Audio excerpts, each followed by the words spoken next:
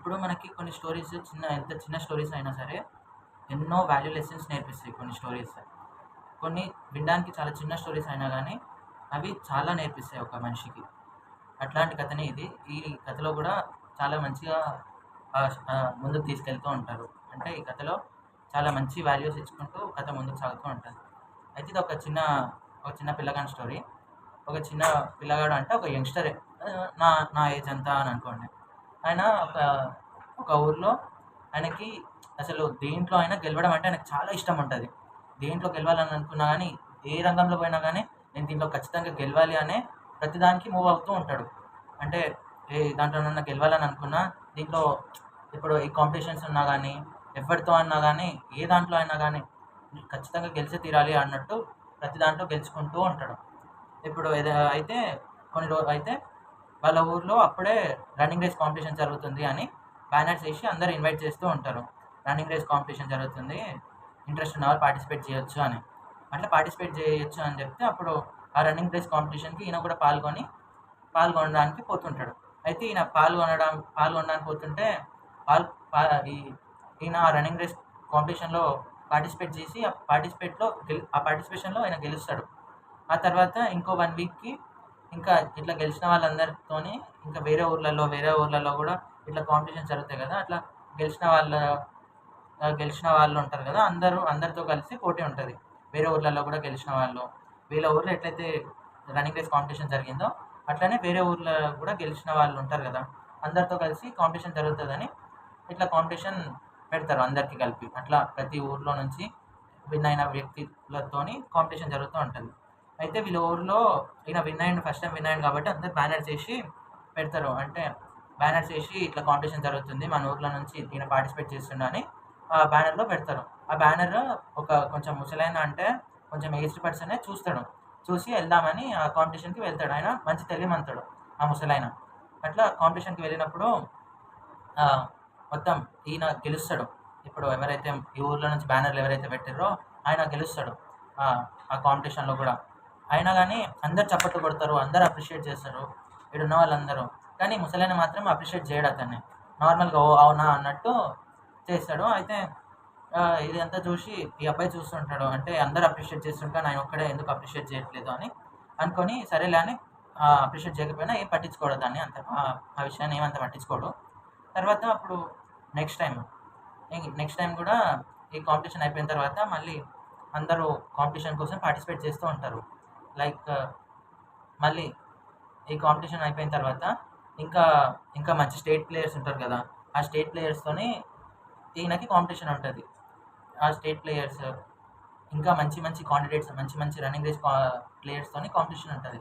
అప్పుడు ఆ మంచి మంచి రన్నింగ్ రేస్ స్టేట్ ఛాంపియన్‌షిప్స్‌తోని గూడా ఈయన చాలా స్పీడ్‌గా ఉరుకుతాడు. జుప్పని ఉరికిపోయి చాలా తొందరగా గెలిచిపోతాడు. అంత మంచి వాళ్ళతోని గూడా వాళ్ళెక్కడో ఎనకాలుంటే ఈయన ముందలెళ్లి గెలుస్తాడు. అప్పుడు దీన్ని చూసి గూడా ఆ ముసలాయన ఏమంత అప్రిషియేట్ చేయడు. ఎట్లయితే అప్పుడు ఈ అబ్బాయి వచ్చి "నువ్వు నన్నెందుకు అప్రిషియేట్ చేయట్లేదు? ఇంతమంది నన్ను చప్పట్లు కొట్టి, ఇంతమంది నన్ను అప్రిషియేట్ చేస్తుంటే నువ్వు మాత్రం ఎందుకు నన్ను అప్రిషియేట్ చేయట్లేదు?" అని చాలా అడుగుతాడు. అప్పుడు ఆ ముసలాయన ఉండి, "అయితే నువ్వు వీళ్ళతోని గెలిచినావు. ఇంకా మంచి ప్లేయర్స్ ఉన్నారు. వాళ్ళతోని గెలిచి చూపి.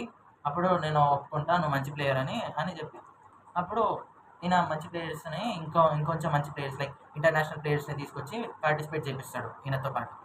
అట్లా పార్టిసిపేట్ చేసినప్పుడు గూడా ఈ అబ్బాయే గెలుస్తాడు. ఇంత రన్నింగ్ రేస్ కాంపిటీషన్‌లో. అప్పుడు గూడా ఆ తర్వాత అయితే ఆ కాంపిటీషన్‌లో ఇదంతా అయిపోయిన తర్వాత అప్పుడు గెలిచిన తర్వాత గూడా ఈ అంకుల్ ఈ ముసలాయన ఏమి అసలు అప్రిషియేట్ చెయ్యడు. అంటే అయితే ఇంకా ఇద్దరున్నారు వాళ్ళతోని నువ్వు పోటీ పడి చూపి అప్పుడు అప్పుడు చెప్తా అసలు నీ కరేజ్ ఎంతనో నువ్వు ఎంత విన్ అవుతావో అని.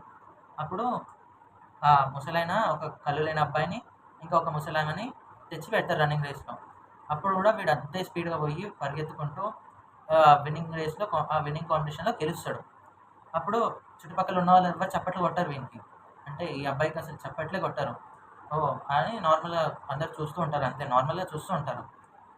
అప్పుడు అప్పుడు ఈ అబ్బాయి వచ్చి అడుగుతాడు ఈ ముసలాయన. "అదేంది నేను గెలిచినా గానీ ఎందుకు ఎవరు చప్పట్లు కొట్టలేదు? ఎందుకు చప్పట్లు ఎవ్వరు కొట్టట్లేరు?" అని అనుకుంటాడు. అని అడుగుతాడు ఆ ముసలాయనని. అప్పుడు ఆ ముసలాయన అసలు నువ్వు గెలిచినావు. అయితే వాళ్ళెక్కడున్నారు అని అడుగుతారు. అంటే ఆ ముసలోళ్ళు ఎక్కడున్నారు? ఆ కళ్ళు లేనైనా, ముసలైనా ఎక్కడున్నారు అని అడుగుతారు. వాళ్ళు ఎనకాల ఉన్నారు. ఆయన హౌ డస్ దట్ మ్యాటర్ అని అంటాడు. ఆయన అదెట్లా మ్యాటర్ అవుతది? నేను నేను గెలిచినా కదా! ఎంతైనా నేను గెలిచినా కదా! వాళ్ళెక్కడో ఉంటే అదెట్లా మ్యాటర్ అయితది? నేనైతే గెలిచినా కదా! అదే కదా అని అనుకుంటాడు. అని అంటాడు. ఈ ముసలాయన దగ్గర ఎవరైతే వైస్ మ్యాన్ ఉన్నాడో. అప్పుడు గెలిచినా కదా అని అనుకోని, అయితే నువ్వు ఇప్పుడు వీళ్ళిద్దరిని చేతులు పట్టుకొని పోయి గెలిపి, అప్పుడు అందరూ అప్రిషియేట్ చేస్తారో లేదో చూడు. అప్పుడు నీకే తెలుస్తుంది. కొంచెం నీకు క్లారిటీగా అర్థమవుతది అని చెప్తాడు ఈ వైస్ మ్యాన్. అప్పుడు ఈయన కామెడీ మంచిగా వాళ్ళిద్దరి చేతులు పట్టుకొని మంచిగా నడుచుకుంటూ మెల్లగా తీసుకుపోయి నవ్వుకుంటూ వాళ్ళతోని అన్ని విషయాలు అన్నీ అడుక్కుంటూ కామెడీ చేసుకుంటూ జోక్స్ చెప్పుకుంటూ ఇద్దరిని తీసుకుపోయి గెలిపిస్తాడు. అట్లా అందరు గెలుస్తారు. లైక్ ఫస్ట్ ఈయన ప్రయారిటీస్ అప్పుడు ఆ ఇద్దరికి ఇస్తాడు. అప్పుడు అప్పుడు ఏమైతుంది, అప్పుడు అందరూ గట్టిగా గట్టి గట్టిగా చప్పట్లు కొట్టి ఈయనని ఊరేగించినట్టు మొత్తం హ్యాపీగా ఫీల్ చేసి అందరూ అప్రిషియేట్ చేస్తారు. చాలా బాగా అప్రిషియేట్ చేస్తారు. అప్పుడు ఆయనకి ఈ అబ్బాయికి కూడా ముందు గెలిచిన వాటికంటే ఇప్పుడే ఎక్కువ సంతోషం ఉంటుంది వాడి లైఫ్లో. అంటే ముందు గెలిచిన దానికంటే ఇప్పుడే ఎక్కువ సంతోషం ఫీల్ అవుతూ ఉంటాడు. ముందు గెలిచిన రన్నింగ్ రేసెస్ కంటే ఇప్పుడే ఎక్కువ ఫీల్ అవుతూ ఉంటాడు. అంటే ఎక్కువ హ్యాపీనెస్ ఫీల్ అవుతూ ఉంటాడు. అప్పుడు ఈ కథలో అంటే మన తోటి వాళ్ళని కూడా మనం గెలిపియాలి. ఎప్పుడు మనమే గెలుస్తూ ఉండడం కాదు. మన లైఫ్లో కూడా అట్లనే ఉండాలి. ఇప్పుడు మన లైఫ్లో కూడా మనం అదే చేస్తూ ఉంటాం. మనము మన ఇంట్లో అయినా మనకి ఇష్టమైన వాళ్ళతోని కూడా ఇదే లాజిక్ని తీసుకొచ్చి మనం అప్లై చేస్తూ ఉంటాం. మన వాదనలతోనే వాళ్ళని, అంటే మనం వాదిస్తూనే ఉంటాం వాళ్ళతోని. మనకి ఏదైనా నచ్చలేదంటే ఇది ఎట్లా చేస్తావు నువ్వు అసలు అని వాళ్ళతోని మనం చాలా వాదిస్తూ ఉంటాం. అట్లా వాదియడం అంటే ఇప్పుడు బయటోళ్ళతోని వాదియాలి. మనకి కావాల్సిన వాదన అనేది మనం తెలివైన వాళ్ళతోనే వాదివ్వాలి. అదే కానీ వాదన అనేది మనకు తెలివైన వాళ్ళతోని వాదివ్వాలి. మనకి అవసరమైన వాళ్ళతోని, మనకి ఎవరితో అయితే రిలేషన్ మంచిగా ఉండాలని మనం అనుకుంటున్నామో వాళ్ళతోని అసలు మనం వాదివ్వకూడదు అసలు. ఎందుకంటే సరేలే కొన్నిసార్లు వాళ్ళకు కూడా ఇంపార్టెన్స్ ఇవ్వాలి కదా! ఎప్పుడు నేనే కరెక్ట్ అని అనుకోవడం తప్పు కదా! లైక్ ఇప్పుడు నువ్వు వాదనలో వాదించినప్పుడు నీ లాజిక్స్ గెలిచినప్పటికీ వాళ్ళతో నీ రిలేషన్స్ అన్నీ డైల్యూట్ అయిపోతూ ఉంటాయి. నువ్వు నీతో మాట్లాడిన ప్రతిసారి వాళ్ళకి ఇరిటేషనే వస్తుంటుంది తప్పితే నీతో మాట్లాడాలి అనేది వాళ్ళకి ఎప్పుడు మాట్లాడాలనిపించినా కానీ నీ పట్ల ఇరిటేషనే వస్తుంది.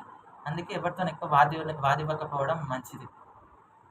ఎట్లయితే ఈ కథలో ఇప్పుడు మన ఫ్యామిలీని కూడా గెలిపియాలి. మన ఫ్యామిలీని, మనకి ఎక్కువ ఇష్టమైన వాళ్ళని కూడా, వాళ్ళ సైడ్ కూడా మనం ఎప్పుడూ ఉండి మాట్లాడాలి.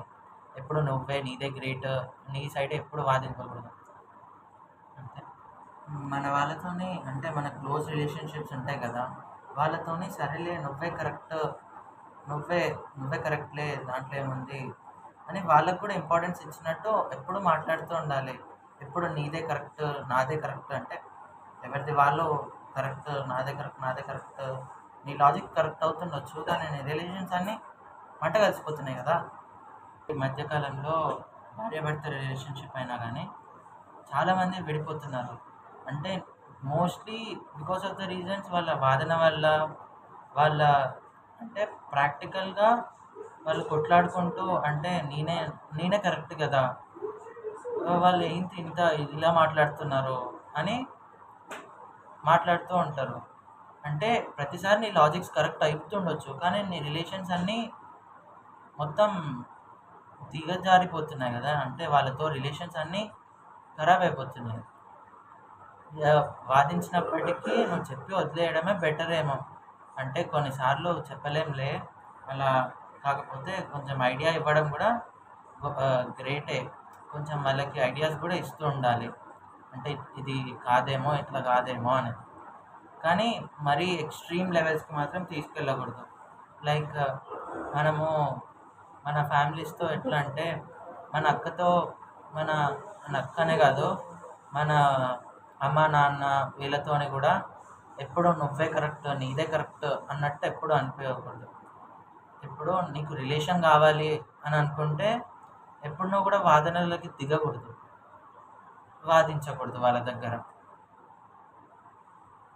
నువ్వు వాదించాల్సింది తెలివైన వాళ్ళతోని, లేదంటే నీకు అవసరమైన వాళ్ళు రిలేషన్షిప్ నీతో రిలేషన్ మంచిగా ఉండాలి అని అనుకునే వాళ్ళతోని ఎక్కువ వాదించకూడదు. అంతే కదా. ఈ కాంపిటేటివ్ వరల్డ్లో ఖచ్చితంగా విన్ అవ్వడం కోసమే పోరాడాలి, కానీ విన్ అవ్వాల్సింది బయట. లైక్ ఎందుకంటే విన్ అయిన వాడే సర్వైవ్ అవ్వగలుగుతాడు, అదే విన్ అవ్వని వాడు is not even compatible to survive. Like అంటే సర్వైవ్ అవ్వడానికి కూడా చాలా ఇబ్బంది పడిపోతూ ఉంటాడు విన్ అవ్వకపోతే. సో ఖచ్చితంగా విన్ అవ్వాలి, గెలుపు కోసమే మనం పరిగెడుతూ ఉండాలి, తప్పితే మన వాళ్ళతోనే మనం ఎప్పుడు గెలవాలి అని అనుకోకూడదు. అంతే అంతే కదా.